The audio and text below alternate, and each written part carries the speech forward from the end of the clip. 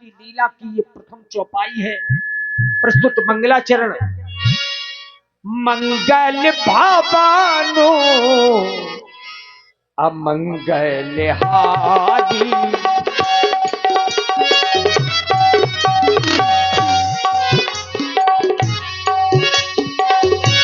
मंगल भावानो अमंगल हारी, बहु सुदसी जथ अजीब बिहारी।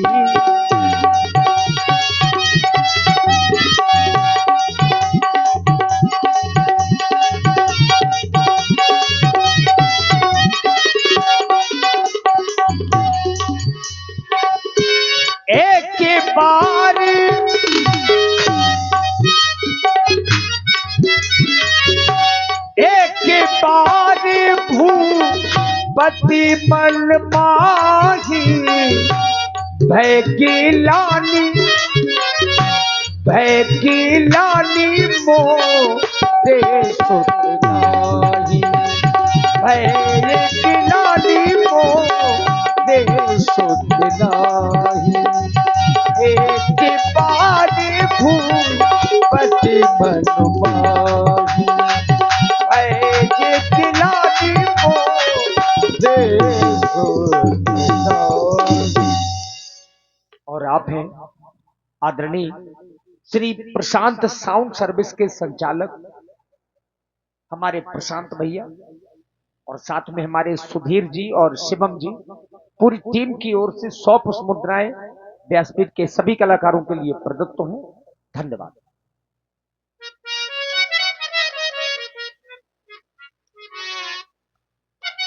अयोध्या के अष्ट मंत्रियों में श्रेष्ठ मंत्री श्री सुमंत जी, आप तो जानते हैं हम जब भी अपने सिंहासन पर आसीन होते हैं, सर्वप्रथम आप मंत्रियों से अपनी इस प्यारी प्रजा का हाल जाना करते हैं। और हाल जाना क्यों करते हैं? क्योंकि ऐसा शास्त्र कहते हैं, ऐसा सिद्धांत कहता है कि जिस राजा के राज में यह प्यारी प्रजा दुख पाती है, वो राजा नरक का गामी होता है। फिर इस पावन अयोध्या के हम राजा हैं, हमारा यह दायित्व बनता है, हमारा यह नैतिक कर्तव्य बनता है कि अपनी प्रजा का लालन पालन अपने निज प्राणों की भांति ही करें। और जो राजा ऐसा नहीं करता, ऐसे राजा के लिए हमारे शास्त्र कहते हैं, सिद्धांत कहता है, राजमंत्री जासु राजे जासु राजे प्रिय प्रजा दुखारी, सो न पे अवश्य सो न पो अवश्य, न रखे अधिकारी, सो न पे अवश्य। वह राजा नरक का गामी होता है जिस राजा के राज में यह प्यारी प्रजा दुख पाती है। और ऐसा ही राजा समाज में शोचनीय होता है, ऐसा ही राजा समाज में निंदनीय होता है। हमारे शास्त्र कहते हैं, सोचिए न पाती, ऐसा राजा सोचनीय है, सोचिए न पाती, जो नीति न जाना, जेहि न प्रजा, जेहि न प्रजा, प्रिय प्राणे समाना, जेहि न प्रजा। जिस राजा को यह प्यारी प्रजा निज प्राणों की भांति प्रिय नहीं होती, निज पुत्रों की भांति प्रिय नहीं होती, वह राजा नरक का गामी होता है, वह राजा शोचनीय होता है, निंदनीय होता है। राजमंत्री, राजा और प्रजा का जो संबंध होता है वो तो यहां तक बतलाया गया है कि बजे ताली युगुल कर से, नियम तो ये सदा से है। यदि राजा है प्रजा से तो प्रजा भी राजा से है। राजा और प्रजा का जो संबंध होता है एक पिता और पुत्र का संबंध माना जाता है। पिता को चाहिए कि अपने पुत्र यानी प्रजा का लालन पालन अपने निज प्राणों की भांति करे, और प्रजा का यह कर्तव्य होता है कि अपने राजा के बनाए हुए नियम अनुशासन का पालन करे। राजमंत्री, हमने देखा तो इस संसार में यहां तक है कि ये पहने जरी के चीथड़े ऐश का सामान समझे हैं और इस प्यारी प्रजा को गुलाम समझे हैं, स्वयं को भगवान समझे हैं।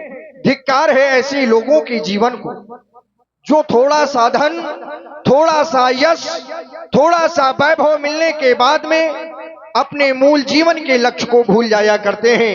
ऐसे लोगों के लिए ही तो कहा जाता है वो जीवन भी क्या,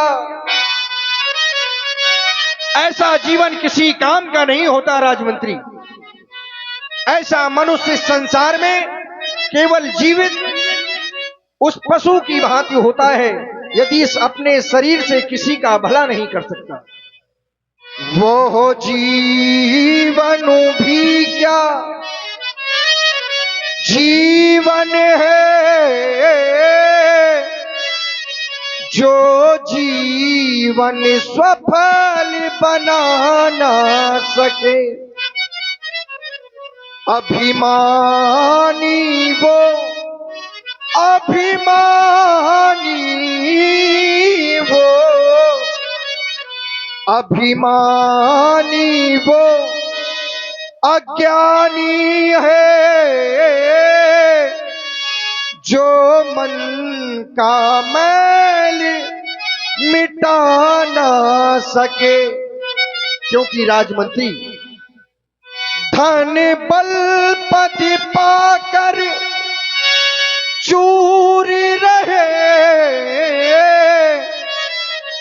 और सत्ता पाकर भूल रहे, वो सारी शक्ति निरर्थक है जो काम किसी के आ ना सके। ऐसा धन, ऐसा यश, ऐसा वैभव किस काम का, ऐसा धन किस काम का है हम यदि किसी की सहायता नहीं कर सकते।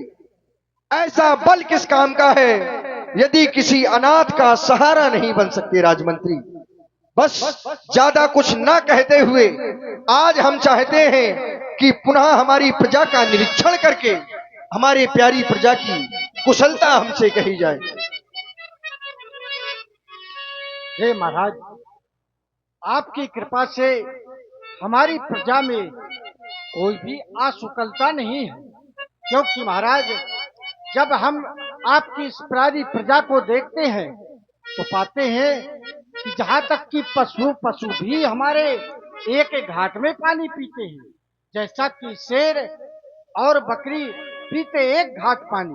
हे महाराज, ऐसी प्यार आपकी प्रजा में है, कोई भी ऐसा कष्ट नहीं है प्रजा में, सभी प्रकार की सकुशलता है। महाराज, क्या तुम सत्य कह रहे हो मंत्रीवर? अवश्य महाराज। यदि ऐसा हमारी अयोध्या में है तो इसका पूरा श्रेय आप जैसे श्रेष्ठ मंत्रियों को जाता है राजमंत्री, क्योंकि हमारी प्रजा की देखरेख ये तुम्हारे ही नेतृत्व में होती है। हम तो अपने सिंहासन पर बैठकर तुम्हारे द्वारा बताए हुए उस समाचार के अनुसार पर ही दिशा निर्देशन किया करते हैं राजमंत्री। लेकिन आज विचार कर रहा हूं, आपने हमारी इस प्यारी प्रजा की कुशलता कही, मैं देख रहा हूं क्या वास्तव में अयोध्या की प्रजा प्रसन्न है? क्या वास्तव में इनका जीवन प्रसन्नता में यापन हो रहा है? राजमंत्री, तो नहीं। आपने जो हमारी इस प्यारी प्रजा का दर्शन किया है वह एक बाहरी दर्शन है, लेकिन जब हम अपनी प्यारी प्रजा की ओर दृष्टिपात करते हैं राजमंत्री तो पाते हैं कि आज भी इनके जीवन में दुख है, और वह दुख इनका निज दुख नहीं, मेरे दुख को अपना दुख समझकर बैठे हैं। इसी कारण तो आज ये भी दुखी है ना। आपने भी देखा होगा जब भी हमारी अयोध्या में किसी के गृह में बालक जन्म लेता है तो खुशियां नहीं मनाई जाती, बधावे नहीं बजवाए जाते, उत्साह नहीं मनवाए जाते। जानते हो क्यों? क्योंकि इस अयोध्या के सम्राट के पास एक भी संतान नहीं है राजमंत्री। बस जब भी इनके गृह में बालक जन्म लेता है तो केवल यह सोचकर खुशियां नहीं मनाते कि कहीं ये बधाओं की आवाज महाराज के कर्ण कुहरों तक न पहुंचे, जिसे सुनकर महाराज के हृदय में कष्ट हो कि काश परमात्मा ने हमें भी एक संतान दी होती तो महलों में हम भी खुशियां मनाते। आज हमारे दुख को ये अपना दुख समझ बैठे हैं, और जब इनका दुख है तो क्या ये हमारा दुख नहीं है राजमंत्री? इस संसार में सुख और दुख तो सभी के जीवन में होता है, लेकिन राजमंत्री ये जग में किसे विषाद नहीं है। हर्ष और विषाद तो सभी के जीवन में होता है।